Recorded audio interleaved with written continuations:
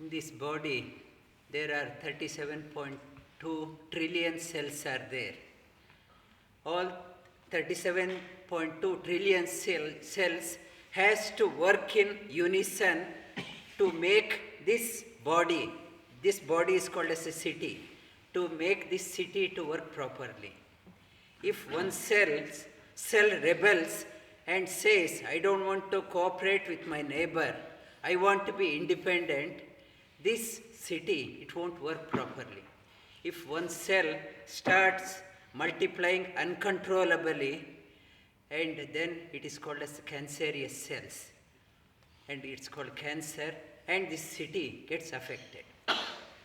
For us, and if somebody asks, out of 37.2 trillion cells, which one is your most favorite cell?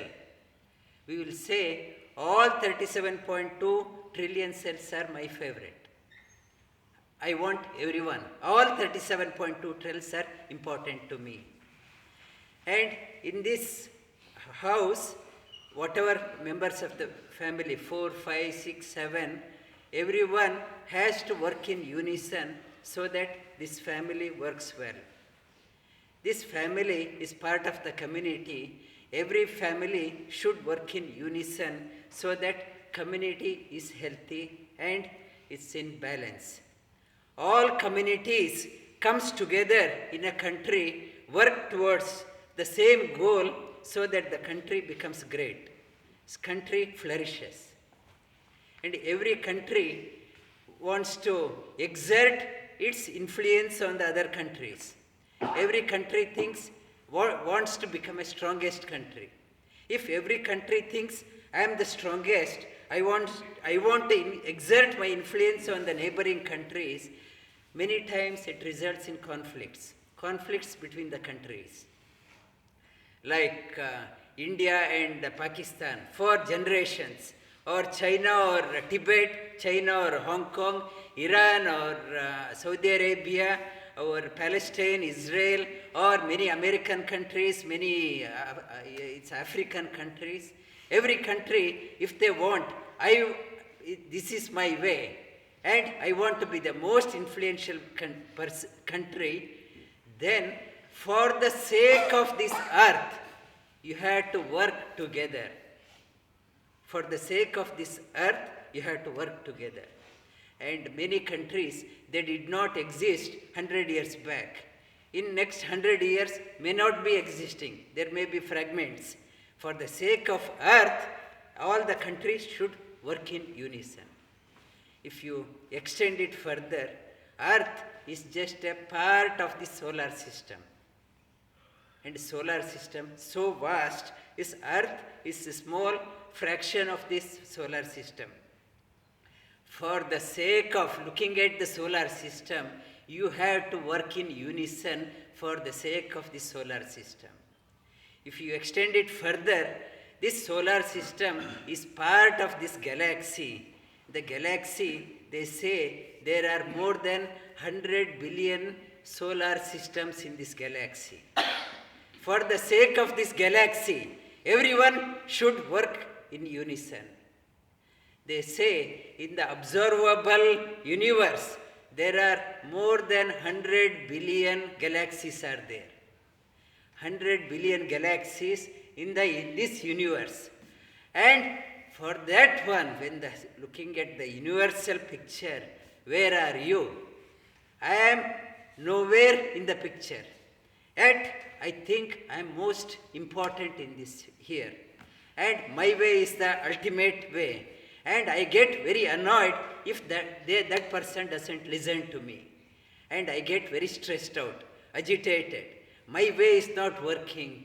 And when you start expanding yourself to the solar system, to this galaxy, to this universe, you are nowhere in the picture. Even the solar system, entire solar system is insignificant in front of the galaxy or in front of the universe. You are nowhere in the picture, but still we think I am the most important person. I get so agitated, so annoyed. And in Bhagavad Gita, in the 11th chapter, Vishwarupa Darshana, Arjuna thought, How I will fight this battle? So big, so many great warriors are there, and I can't fight. He got very agitated, depressed, and when Sri Krishna started telling, he is covering everywhere. Everything is working as his plans. You are a mere an instrument, and Arjuna wanted a proof. I want to see that one.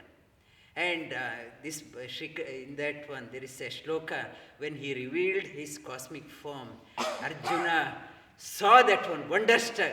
Anadi madhyancha ananta viryam, ananta bahu shashisurya netram, pashyami tvam durnirikshya vaktram, swatejasa vishwa idam tapantam.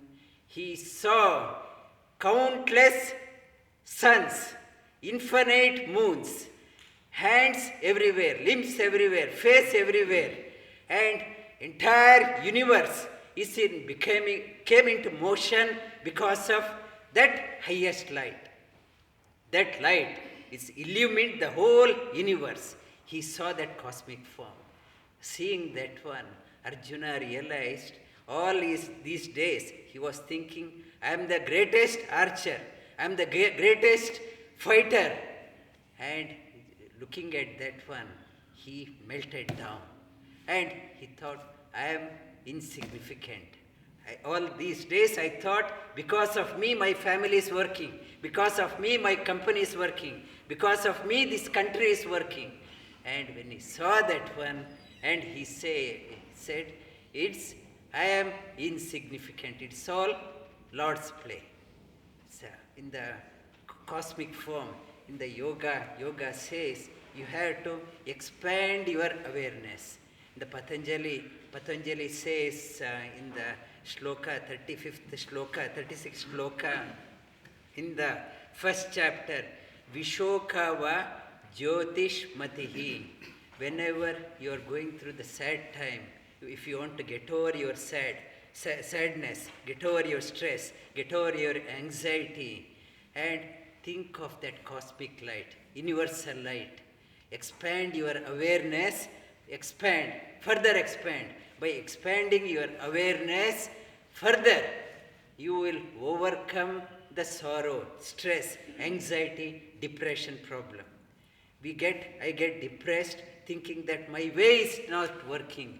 When you start expanding your awareness to the cosmic light, that light illumines everything. When you start expanding that one, you experience it's a great solace within, peace within. And yoga says you have to connect yourself to that cosmic light. Joining yourself to that one is called as yoga. The yoga, that transmitter, from here the communication should be there. My communication, from there it is sending the communication. My receiver is not turned on. My receiver is turned on to some trivial things. I am not getting the message from there. The communication, like India launched the satellite to moon, lost the communication. That side, from here we are sending the message, from there that receiver is not sending the message back. It should not be one-way communication. Yoga means turning your receiver, open the receiver and open the channel. You start receiving the message from there, here. You start receiving. Yoga means it teaches us how to turn on your receiver so that you'll start receiving the message. And yet, the yoga says that it is good to contemplate, look at the great things, the universal light. You have to look at that one, but it should be practical in day-to-day life. Only thinking about that one, being impractical, it is not the solution. And there was one astronomer, he was so engrossed in astronomy. One night, looking at the sky, he was walking counting number of stars, which star, which constellation. He was looking at walking, and while walking, he fell into a pit. And local villagers, they pulled him out, and they asked him, "Who are you?" He said, "I'm an astronomer." They said, "No, it is great, but you should understand the geology also. Otherwise, you'll fall down. And you should be not only the great, but you should be practical. And yoga is connecting. When you start connecting from here to that, the highest, the best in you starts manifesting. The tension between the countries, how to resolve the conflicts between the countries. The country leaders should listen to the concept from this side. The conflicts between the communities, conflicts between the countries, and conflict between within the family and in the company. It melts down once we start awakening our awareness to that one, opening up ourselves to that level. In front of that one, we are nothing. How long we are here? Compared to that period, we are insignificant. Like a bubble, we come and go. In between, I say, my culture is the best culture. My religion is the best religion. My country is the best country. And I fight and continue this fighting for generations. When you expand your awareness to that one, all conflicts melts down, and all the differences melts down, and stress, anxiety. This is the solution for the conflict between the inner conflict and conflict between the countries, conflict between the communities. This is the message told by Sri Krishna and Patanjali. Lie down on your back.